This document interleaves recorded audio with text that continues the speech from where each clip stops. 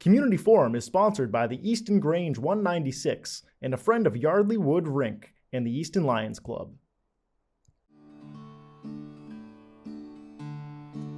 There's a storm across the valley, the clouds are rolling in. The afternoon is heavy on your shoulders. There's a truck out on the 4-lane, a mile or more away. The whining of his wheels just makes it colder. Welcome to Community Forum. Today is May 6th, 2024. I'm Priscilla Almquist-Olsen, your host on Community Forum. And today it is with great pleasure that I welcome as our guest Mark Cardoza, who is from the Retirement Education Resource Center of North America. And he's from Easton. He's an Eastonite. He grew up on the same street I did in North Easton. And I want to welcome Mark to the show. Thank you for coming. Well, thank you for having me. You're welcome. And tell me a little bit briefly about your background, where you grew up, and Well, in your neighborhood. Yes, on that covers it, right? Seaver Street. I started in Reynolds Street. Did you really? Yes, I was born on the second floor of a home on Reynolds Street, and then we moved 3 houses down to Seaver Street, where I grew up the rest of my time till I was in my 20s. And then I married my wife from Wilbur Street. Yeah, your parents, I loved your parents. Oh, thanks. The Cardozas. They were well known and well respected. Yeah. Not their son so much, but. Yeah, I know. Troublemakers. Okay, so tell me, were there any influences in your childhood that put you on the path you're on currently? People at the end of the street. Oh, yeah, that was me. No, seriously.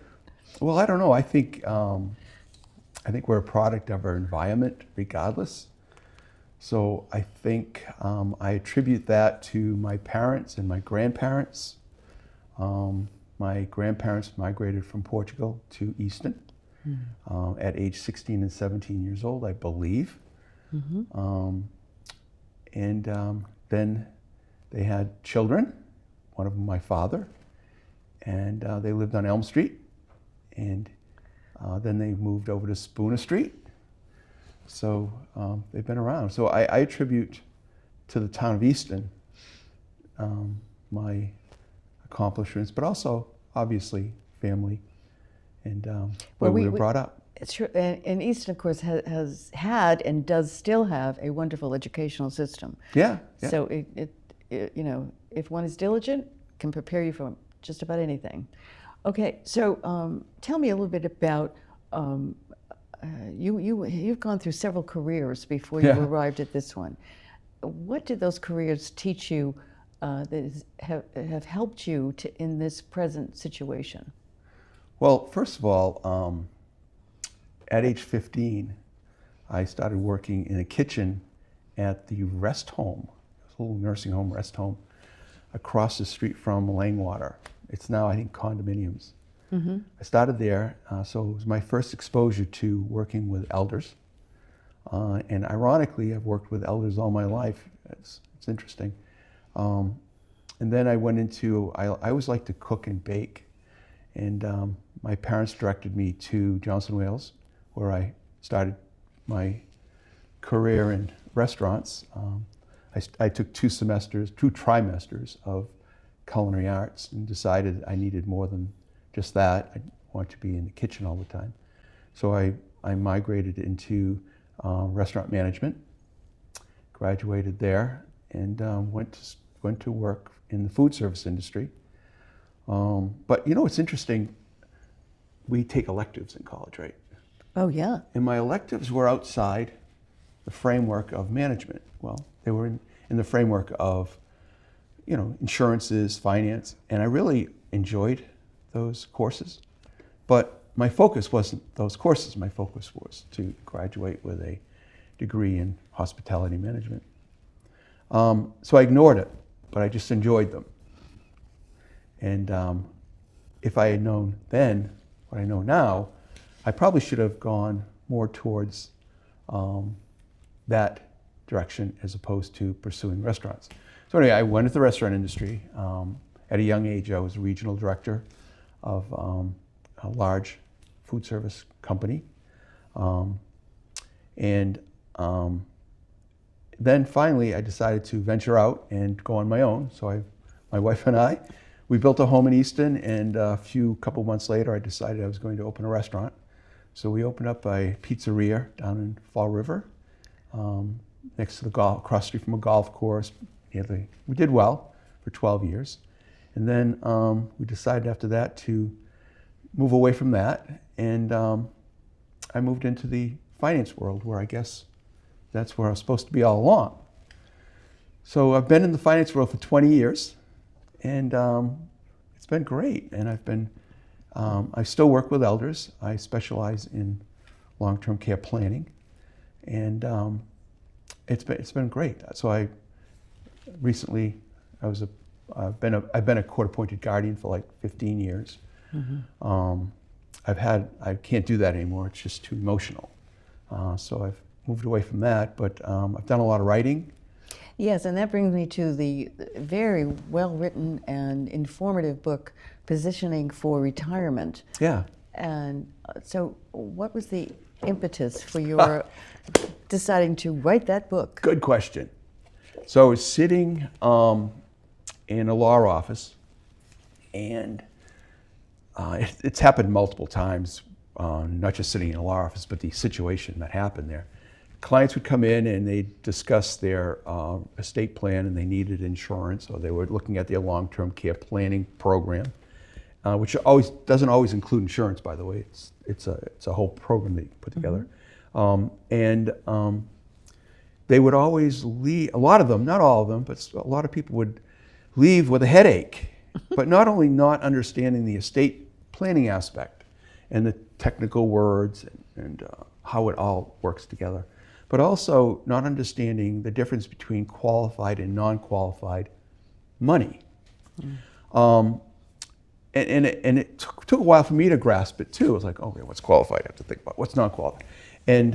But the biggest part is they didn't understand the consequences of qualified money and what that can cause and effect. So that's what, one day I remember sitting there looking at the attorney, and I said, you know what, I'm done. He said, what do you mean? He said, I'm writing a book. I said, I'm done. I said, I'm so tired of hearing people coming in and not understanding the difference between qualified assets and non-qualified assets, and understanding or comprehending the consequences that too much qualified assets can cause. I think qualified assets are wonderful, but too much of anything is no good, right? It's like pastries, right? If you eat all pastries, it's not good. So that's what started. That was in 2012. Okay, so tell us the difference between qualified assets and non-qualified. Well, simply put, qualified assets are retirement funds. 401ks, 403bs, 457s, IRAs, and those funds cannot be protected from long-term care use. So it creates a domino effect. So if I go into a nursing home, or if I need to spend down money for my assets to pay for long-term care, I can't protect those because they have to remain in a person's Social Security number. You can't take them and put them into a trust and with a tax ID number, separating it from the estate, so from the individual going to a nursing home, that you can't put that into a trust because it has to be in your Social Security number. So by drawing off that, it takes your taxes and throws it through the roof. Now, a nursing home, and the last place a person wants to go is in a nursing home. So we always try to go away from those areas. But even if you need an assisted living and you don't have, you need to dip into your retirement asset, your qualified asset, you have to pull money out, and you might be pulling out $150,000 above and beyond what you normally pull out, and that just takes your tax rate and throws it through the roof. So what we try to do is we plan ahead of time to create certain programs so that we can match them with an estate plan, so that if long-term care is ever needed, we can cover the bases. So Mark, tell us a little bit about non-qualified assets. What are they, and how do they relate to good planning? Well, non-qualified assets is money that you use on an everyday basis. It's money in your checking account, you pay your bills with it, you go on vacation with it. It's after tax. You've paid the tax on it, you're done. So it's within your checking account, within your savings account? Sure. Yeah, okay. Yeah. All right, so tell me why it's important for people to read this book, get this book, and where can they get it? Well, first of all, they can get it at the Ames Free Library. It's on the local author shelf. Really? Yeah, and also because we're on ECAT, we're a very strong supporter of ECAT. They can send ECAT a $20 donation, and they'll get a physical copy, or for $10 donation to ECAT, they'll receive a PDF to their emails. So that's great. Okay. Or they can go on Amazon and Barnes and Noble. It's there too. But we're trying to support ECAT, so yeah, go through ECAT. Okay, sounds like a plan. Yeah. And how did Think Smarts get started? Well, Think Smarts came about with younger people in mind. So the book is a wonderful tool. It's helped a lot of people. It's been recognized on major media platforms. It's been used in a university. So it's done well. But the point was, in talking to my board of directors, which is a couple of them are educators, they stress the fact that people aren't reading books as much as they used to. And the younger population is more into short, quick things. So we started looking at a program that was more adaptable to younger people. And one of the board members he's a professor. He said to me, he said, kids don't read anymore as much as they used to. It needs to be in front of them. If it's not on their phone, it's got to be accessible to them. And he said, and not only that, but at 20 years old or 25 years old, they don't know what the word retirement, they really can't feel the word retirement. So we need to come up with something that we could help educate younger people in the area of finance, and that's what the Retirement Education Center is about. It's awareness and education of finance. So Think Smarts came about. My son Mike labeled it, sitting at a dinner on a Sunday. Let's call it Think Smarts. Went online, grabbed the domains. We were up and running. There's 7 topics online right now under thinksmarts.com, and they're all built for high school and college people, but they're also useful for older people as well. So how does one reach Think Smarts? Think Smarts, ThinkSmartz. Yeah, don't forget the Smarts has a Z at the end, not an S. .com. But also, we recently published an app. It's called Think Smarts, and it's in the App Store, and it's on Google Play. So they can get it there. It's free, and that has a budget program built into it. I know budget programs are popular, so we have one in there as well. But it also allows people to, once they put their information in, it separates their qualified, non-qualified money, which you talked about. It also separates their Roth, which is a Roth is a qualified anyway, but it runs on different, under different rules and regulations. So it separates it out so they can see where they are, and they can also build their accumulation phase, and they'll see it's a tower, and they'll see how it's growing, and the blue line is for taxable, so they can look at it and say, okay, I've got a whole lot more taxable money, and I have less non-taxable, so maybe I should pay taxes on some money now and accumulate more non-taxable so I'm not taxed later, and accumulate some more Roth. But remember, Roth falls in the category of qualified, so you can't protect that either. So it's a balancing act, and it goes down to the fact that it's not good to have your eggs all in one basket.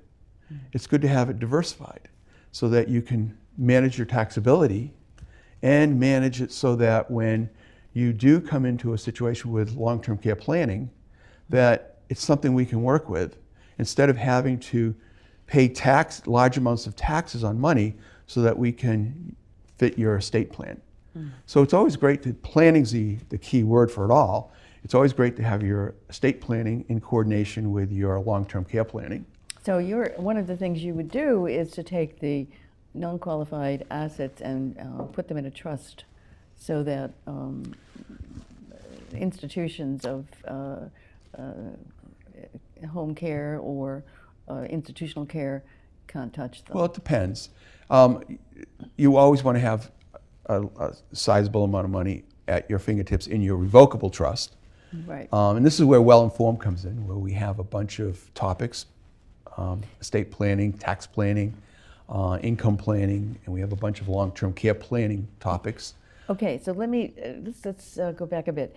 So Think Smarts and its app, it's a recent development, and so you've been working Think Smarts for a bit, and then you approached ECAT, and ECAT was delighted to give you an opportunity to present different aspects of your programs on ECAT. So the program now, everybody, is called Well-Informed. So if you want to be well-informed and you feel you're not well-informed, this is the show for you to check out. So tell us about the different episodes. Okay, so what we try to do is bring in, it's an unbiased show where we don't present any products.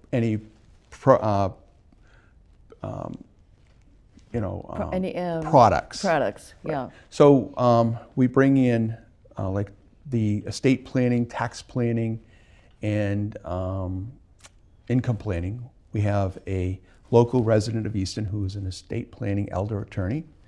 We have a professor of taxation. He's a CPA and also an attorney. Then we have one of the advisors that I work with who's very articulate in this area. So we sit down and we discuss the ins and outs of estate planning, talk about the impacts of tax planning, and we talk about income planning, because income planning is very important, especially when gearing towards retirement. I know I've said this to many people, but I find people that have strong income streams, whether it's a Social Security added to a pension or private streams that are built, seem to live a more comfortable retirement than those that are always looking at their investments and trying to pull. So there's two ways of building income streams. There's one building it through, the insurance world. There's one building it through the investment world. So it's good. Again, it's good to have a balance. It's not good to have all of one, like accumulating all of qualified assets and no non-qualified. Yeah. So it's important to have a balance. So we actually have another booklet called Income Streaming for Life, after positioning for retirement for life. And this one here is a 5-step process to figure out your income streaming process so that you can retire and have a decent income stream as well as a portfolio. And my theory is, and there's a little thing in here, and this is my favorite little chart, if I can create an income stream to cover all my responsibilities, the rest of the money that I have is there just for fun. And I can spend it on grandchildren, I can spend it on a legacy, I can vacation, but I know at the end of the day, my income is squared, my expenses are squared away with my income, and I never have to worry about that. Yeah, and so many people end up scurrying around for additional income in order to satisfy those responsibilities. And they're retired, but they take on a job. It might be a part-time job, but there they are. So how do you convince a 25-year-old to start planning? You know, it's interesting. I'm running into more younger people these days that are already starting. They're really, a lot of them are saying, I don't want to get caught up in that trap. Because I honestly feel that my generation and your generation, we were taught to build out your 401ks as much as you possibly can at the end of the year. Well, that's all well and good for that tax season because you got a benefit. But when it comes to retiring, there are people retiring, and this is the hard part. We sit down with people that are retiring now that are going to be paying more in taxes during retirement than they paid during the accumulation working phase. And they go, how can that possibly be? It's because they put as much as they could in their 401ks, their 403bs, whatever it is, and didn't pay taxes on it and put it into a non-qualified portfolio.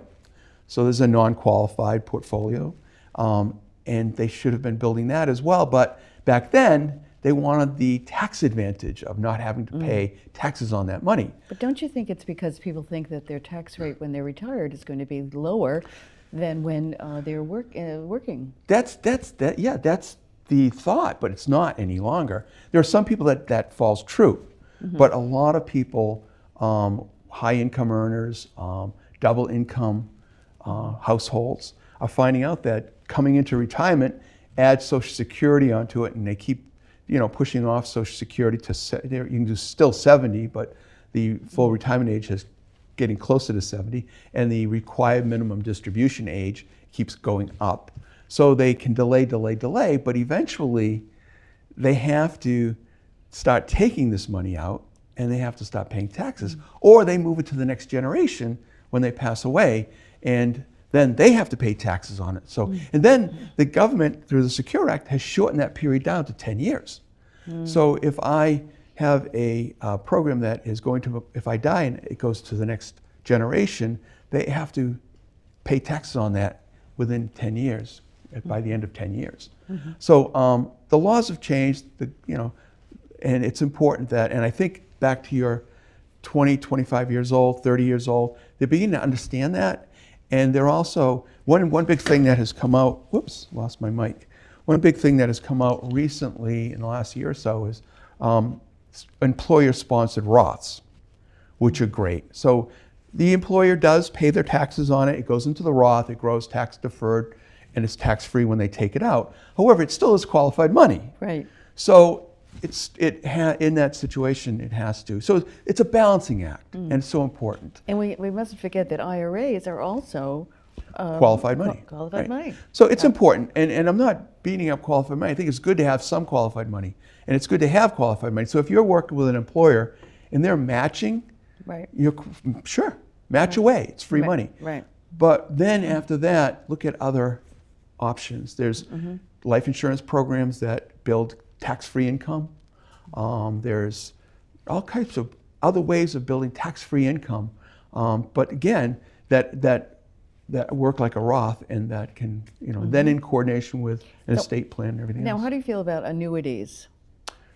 They have a purpose in life. Yeah. Is it part of the balance that you're talking It about? can be. It can be. They can create income streams. A wonderful tool. That's the insurance side of creating income streams.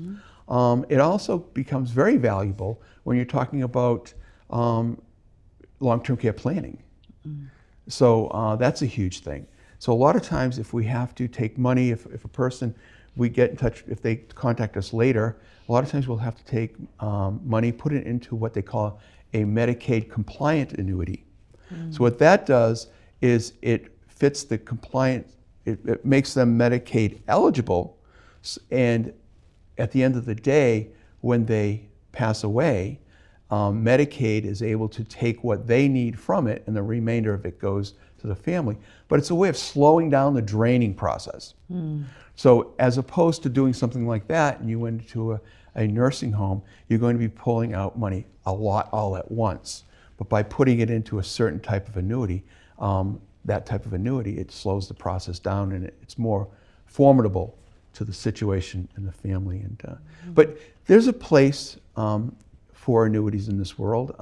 Not every place, and I think a lot of times annuities have to be there has to be reasons for putting, and you shouldn't put tons of money into annuities, but Because I know it has a place. Annuities are expensive. It's a large amount down, and then there's a yearly advance to the recipient, but then upon one's death, it all disappears.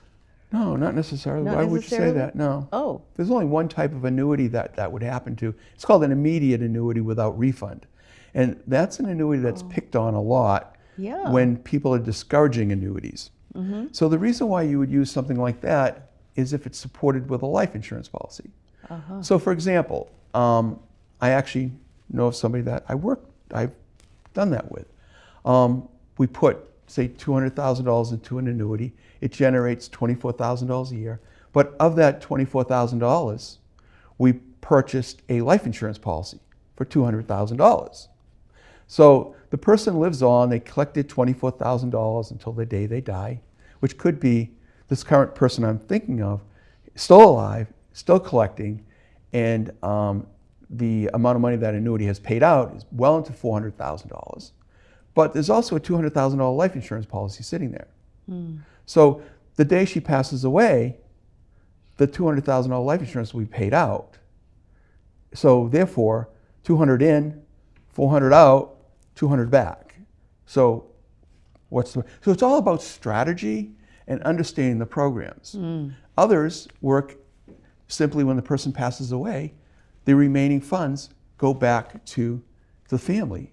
So there's only one type of annuity that you're talking about. And that gets picked on a lot when people are trying to discourage annuities. But it's important, when you're talking about annuities, it's important to have someone that knows them thoroughly, but not only that, but to weigh them out, to understand how they fit that situation. And because they can be dangerous. So how is one get in contact with you on a personal basis so they can get your very wise advice? And Well, they can call the Retirement Education Resource Center or go online. They can also call me directly through Cardoza Insurance. That's the... Okay, and we're going to post that information on the back of this show. So on But the I want page. to point out the Retirement Education Resource Center is not built to attract clients. We're not doing that. The whole purpose of this program is to educate people. We want a platform where people can go to and get education and understanding without thinking they're going to try to be sold something. And, you get these flyers in the mail all the time that invite you somewhere, and it's a sales pitch. That's not what we want. You can go to the Retirement Education Center, visit all our tools. You can download the app; it's free, and you can get all this information at your fingertips without having to be. So you can evaluate it and then contact you if you're want your help. Yeah, or call us up and have a nice sidebar chat with us on the phone, and relax. And we're not there to. I'm not trying to sell anything. We're just trying to inform people. Okay, and that's what you're doing on the ECAT shows. Right, that's what Well Informed is all about. And it's called Well Informed. Okay, but time is up. I got to tell you, this has been a very interesting and informative and engaging conversation, and I hope the listeners and viewers today also feel that way. Contact Mark Cardoza. He's a great guy. He's honest as the day is long. You won't be disappointed. Well, thank you Get for his that. advice. You can trust Mark Cardoza. Thank you for watching. Priscilla Almquist-Olsen. Until next time, be well. Community Forum is sponsored by the Easton Grange 196 and a friend of Yardley Wood Rink and the Easton Lions Club.